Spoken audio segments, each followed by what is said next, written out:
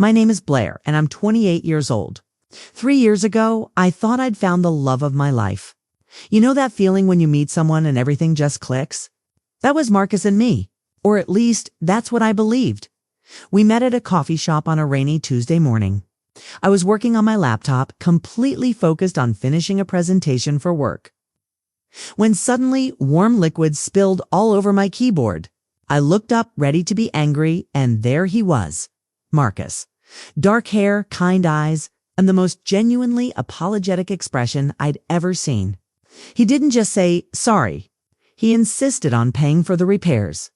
He gave me his number and told me to send him the bill. Then he asked if he could take me to dinner to make up for ruining my morning. I said yes. That dinner changed my life. Within 6 months, we were inseparable. Marcus was everything I thought I wanted in a partner. He was thoughtful, always remembering little things I mentioned in passing. He'd bring me coffee on mornings when I had early meetings. He'd leave sweet notes on the bathroom mirror. He made me laugh when I was stressed about work. My friends loved him. My parents adored him. Even my older brother David, who never liked any guy I dated, actually approved of Marcus. That meant everything to me. After a year together, we moved into a beautiful apartment downtown. It had big windows that let in so much natural light, and Marcus said it reminded him of me, bright and warm. I remember unpacking boxes together, arguing playfully about where to put the furniture, ordering pizza because we were too tired to cook. Those were some of the happiest days of my life. I felt so secure, so loved, so sure about our future together. The proposal came on our second anniversary. Marcus took me back to the beach where we'd spent our first weekend trip together. The sun was setting, painting the sky in shades of pink and orange. He got down on one knee right there in the sand and pulled out a ring, a simple, elegant diamond that caught the last rays of sunlight. He told me I was his best friend, his soulmate, his forever. I cried. I said yes before he even finished asking the question. I called my mom from the beach, screaming with excitement. She cried too. Everyone was so happy for us. Wedding planning took over our lives for the next year. We chose the Riverside Manor, this gorgeous venue with chandeliers and garden views. I spent weeks looking at flower arrangements, deciding between white roses and peonies before choosing both. Marcus came to almost every planning meeting. He had opinions about the menu, the music, the seating chart. He even teared up when I showed him my wedding dress during one of our planning sessions. I took his hand and told him he wasn't supposed to see it before the wedding, but he said he couldn't help himself. He said I was going to be the most beautiful bride in the world. I believed every single word he said. I trusted him completely. I never once questioned his love for me. Looking back now, I realize how blind I was. How naive. But back then, I was just a woman in love, planning a future with the man of her dreams. I had no idea that the man I was about to marry was planning something completely different. I had no idea that my perfect love story was actually a perfect lie. 1 week before the wedding, my perfect world started crumbling, and I didn't even realize it at first. It started with something small, something I could have easily ignored. But thank God I didn't. I was taking Marcus's suits to the dry cleaner because he'd been so busy with work. At least, that's what he told me. He was constantly exhausted, coming home late, barely able to keep his eyes open during dinner. I felt guilty asking him to help with last-minute wedding details, so I tried to handle everything myself. I wanted to be the understanding fiancé, the supportive partner. So when he asked me to grab his suits from the closet, I didn't think twice about it. That's when I found the receipt. It was crumpled in the inside pocket of his navy blazer. Dinner for 2 at Bellissimo. My heart skipped when I saw the name of the restaurant. Bellissimo was the most romantic, most expensive Italian restaurant in the entire city. I'd been begging Marcus to take me there for months. I'd shown him pictures of their pasta dishes, told him how much I wanted to celebrate our anniversary there. He always said it was too expensive, that we needed to save money for the wedding and our future. But here was a receipt, $370 for 2 people. Last Thursday, Marcus told me he was working late on contracts. He'd texted me around 7 saying not to wait up, that his boss needed him to review some urgent documents. I'd eaten leftover Chinese food alone, watched a romantic comedy by myself, and fallen asleep on the couch waiting for him. He came home after midnight, kissed my forehead, and whispered that he was sorry for missing dinner. I'd forgiven him instantly because I loved him, because I trusted him. But now, holding this receipt in my shaking hands, I felt something cold settle in my chest. Who did he take to Bellissimo? Why would he lie about working late? My mind raced through possibilities. Maybe it was a business dinner. Maybe his boss was there. Maybe it was completely innocent. But deep down, in that quiet part of your soul that knows the truth before your brain accepts it, I knew something was wrong. I didn't confront him. I should have. Any normal person would have marched right up to him and demanded an explanation. But something stopped me. Some instinct I didn't even know I had. Instead, I took a photo of the receipt with my phone and put it back exactly where I found it. My hands were trembling so badly I could barely hold the camera steady. Then I dropped off his suits like nothing happened. That night, I couldn't sleep. I lay next to Marcus, listening to him breathe, watching the rise and fall of his chest in the darkness. This man I was about to marry. This man I thought I knew better than anyone. Who was he really? The question haunted me. I stared at the ceiling until dawn, my mind spinning with doubt and fear and this terrible, growing certainty that my life was about to fall apart. The next evening, I decided to pay attention. Really pay attention. Marcus came home from work and said he had a client meeting at 8. He showered, put on cologne, dressed in a nice button-down shirt. For a client meeting, my stomach turned. I told him I was going to Sophie's house to work on wedding favors. He kissed me goodbye without really looking at me, already checking his phone as he walked out the door. I didn't go to Sophie's house. I got in my car and I waited down the street from our apartment building. My heart was pounding so hard I thought I might throw up. Part of me wanted to drive away, to pretend I'd never found that receipt, to go back to living in blissful ignorance. But I couldn't. I had to know. At 8:15, Marcus's car pulled out of our parking garage. I followed him. Through downtown traffic, onto the highway, into a part of the city I barely knew. The West Side. Luxury apartments and trendy restaurants. The opposite direction from his office. Every turn he made felt like a knife twisting deeper into my heart. He pulled up to a sleek apartment building with floor-to-ceiling, windows, and a doorman out front. I parked across the street, my hands gripping the steering wheel so tight my knuckles turned white. Marcus got out of his car, straightened his shirt, and walked inside like he owned the place. Like he'd been there 100 times before. I sat there in the darkness of my car, barely breathing. 30 minutes passed. Each second felt like an eternity. I kept telling myself there was an explanation.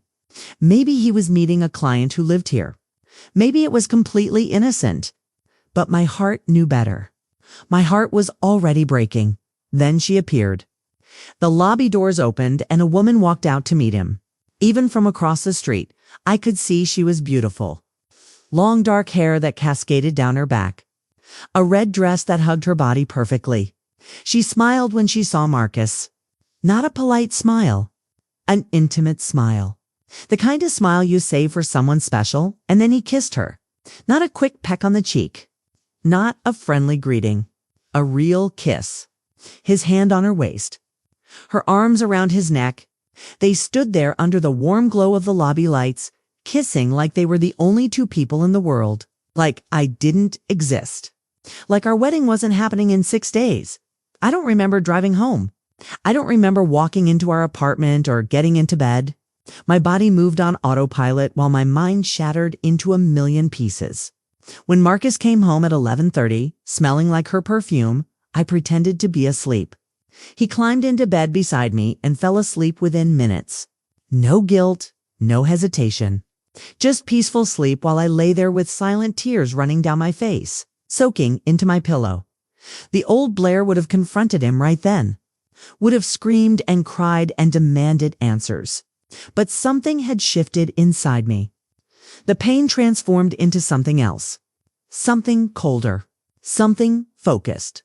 I wasn't going to give him the satisfaction of a private confrontation where he could lie and manipulate and make me feel crazy. No. If Marcus wanted to destroy me, I was going to make sure everyone saw exactly who he really was. The next morning, I called Sophie, my best friend since college, the only person I could trust with this. I told her everything, my voice barely above a whisper, even though Marcus had already left for work. Sophie was furious. She called him every name in the book and several she invented on the spot. But when I told her my plan, she went quiet. "Blair, are you sure?" she asked.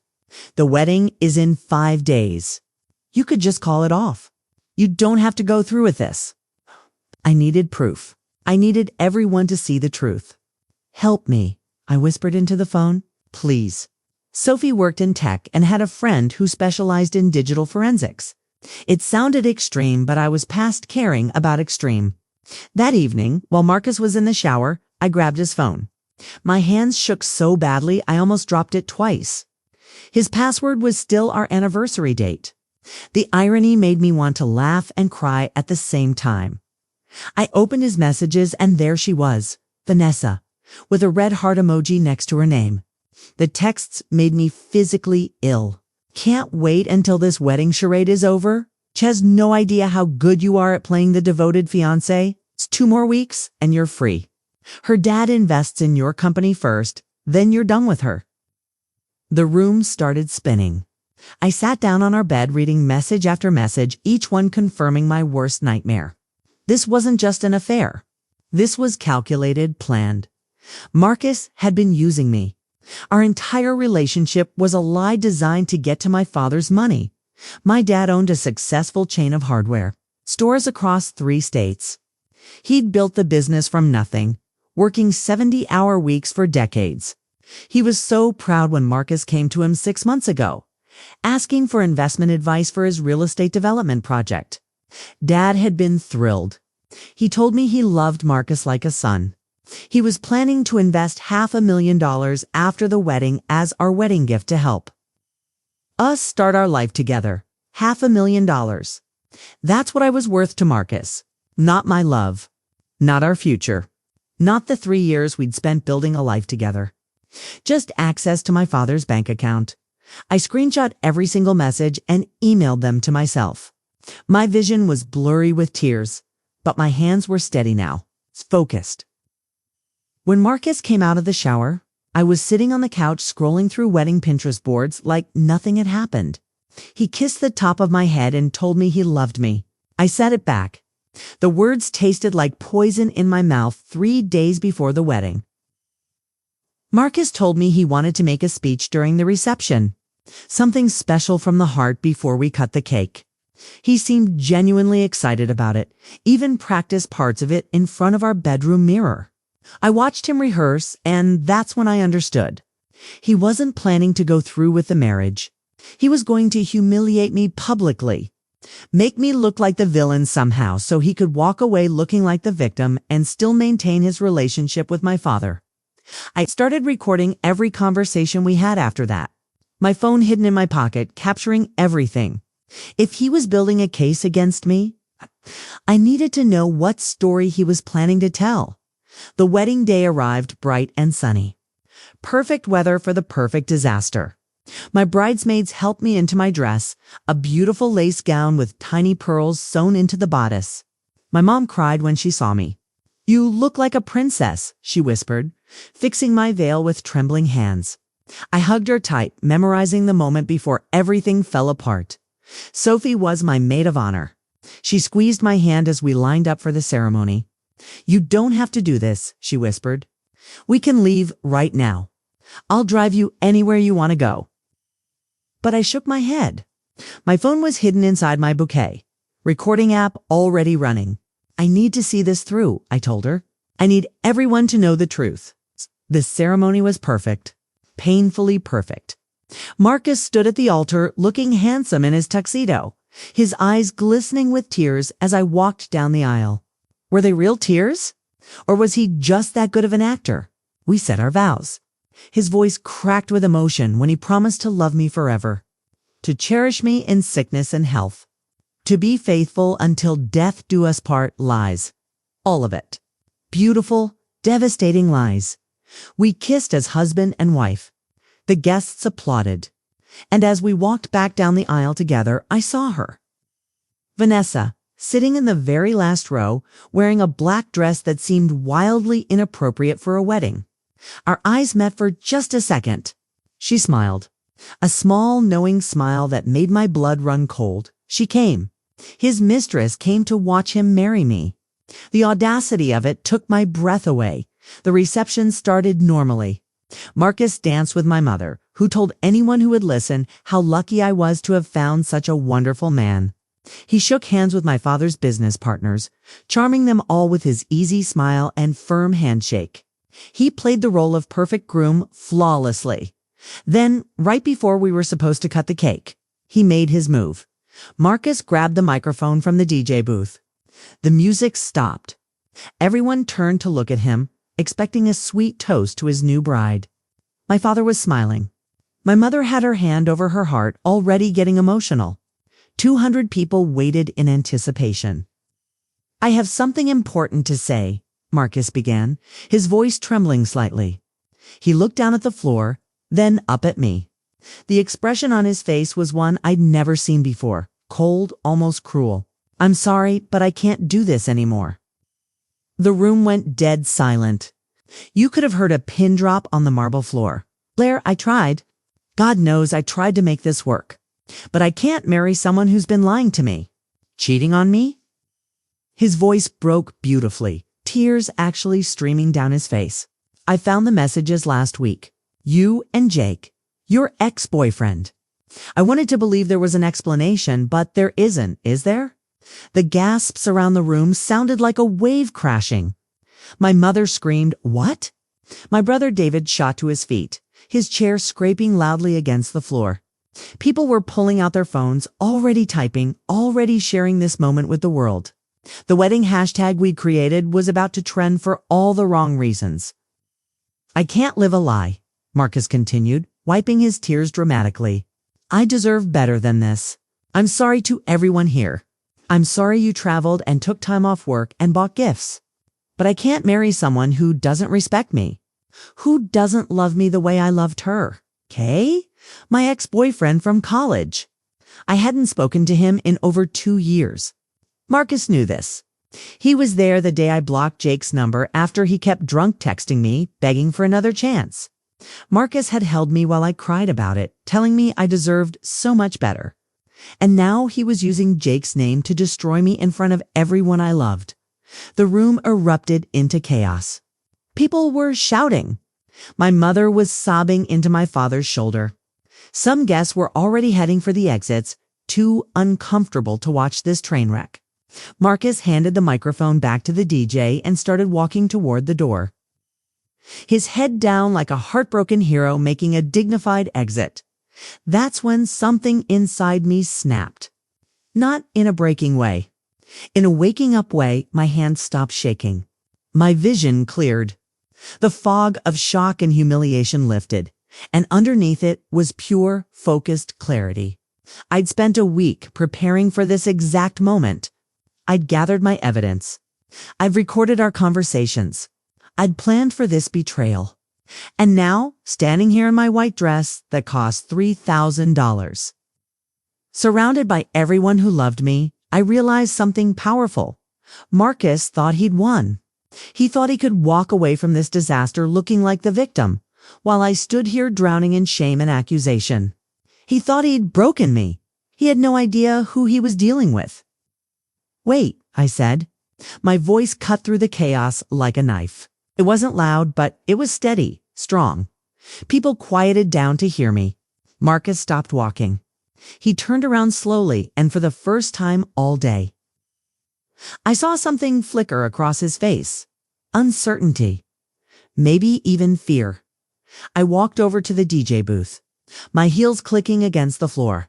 Each step felt powerful, purposeful.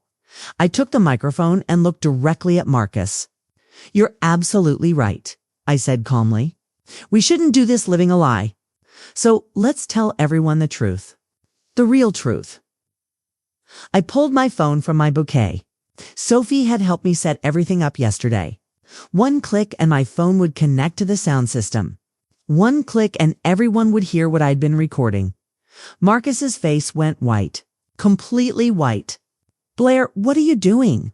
His voice wasn't sad anymore. It was panicked. "What you should have done?" I replied, telling the truth. I clicked play. Marcus's voice filled the entire ballroom through the speakers, crystal clear and undeniable. "Can't wait until this wedding charade is over. She has no idea how good you are at playing the devoted fiancé." Then Vanessa's voice, laughing. "You're terrible. I love it. When do you get the investment from her dad?" Marcus, again, casual, cold. 2 more weeks?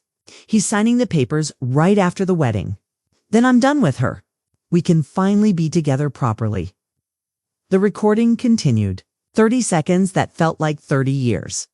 Marcus talking about how boring I was in bed. Vanessa asking if he felt guilty. Marcus laughing and saying, "Guilty? It's business. Her dad's loaded, she's desperate to get married, and I get $500,000 to start my company. Everyone wins. Well, except Blair, but she'll survive. She's got her little marketing job." Stop the recording. The silence that followed was deafening. Every single person in that ballroom was staring at Marcus with expressions of absolute horror and disgust. My father's face had gone from confusion to rage. The vein in his temple was throbbing. My mother had stopped crying. She was just staring at Marcus like she was seeing a monster for the first time. "And about Jake," I continued, my voice steady, even though my heart was racing. "I haven't spoken to him since we broke up 2 years ago. Marcus was actually there when I blocked his number. He held me while I cried about it. But I guess that memory was useful when he needed to create a story to make me look like the cheater instead of him." I looked at the back of the room where Vanessa was sitting. She'd stood up, probably planning to slip out unnoticed. "Vanessa," I called out. Every head in the room turned toward her. She froze like a deer in headlights. "Thank you so much for coming to my wedding." "That's incredibly bold. Would you like to add anything to this conversation? Maybe explain to everyone how long you've been sleeping with my husband." Vanessa didn't say a word. She just ran. Literally grabbed her purse and ran out of the ballroom in her heels, the door slamming behind her. Under different circumstances, it might have been funny. Marcus tried to speak. His mouth opened and closed like a fish out of water. "Blair, you're taking everything out of context. Those recordings are—" I was joking with Vanessa. "She's just a friend. I never meant—" "Stop." My father's voice cut through Marcus's stammering. Dad walked up to stand beside me, his hand on my shoulder. His voice was quiet but carried weight that made everyone listen. "You have exactly 60 seconds to get out of this building before I call the police and have you arrested for fraud. I have lawyers who would love to discuss how you manipulated my daughter for financial gain." Marcus looked around the room, searching for a friendly face, for anyone who might believe his side. He found none. Even his own groomsmen were shaking their heads, backing away from him like he was diseased. 45 seconds, my father said. Marcus left. He actually ran just like Vanessa had. The door slammed behind him for the second time that night, and suddenly I could breathe again. The air felt lighter. My chest didn't hurt anymore. I looked down at my wedding dress, at the beautiful lace and pearls, and started laughing. Not hysterical laughter. Real, genuine laughter. Sophie was the first to move. She walked up to me and started clapping. Slowly at first, then louder. My brother David joined her. Then my father. Then more people. Not everyone. Some guests were too shocked or uncomfortable and quietly left. But enough people clapped that the sound filled the ballroom. Washing away the ugliness of what had just happened, my mother came to me, tears streaming down her face again. But this time she was smiling. "I'm so proud of you," she whispered, hugging me tight. "So incredibly proud.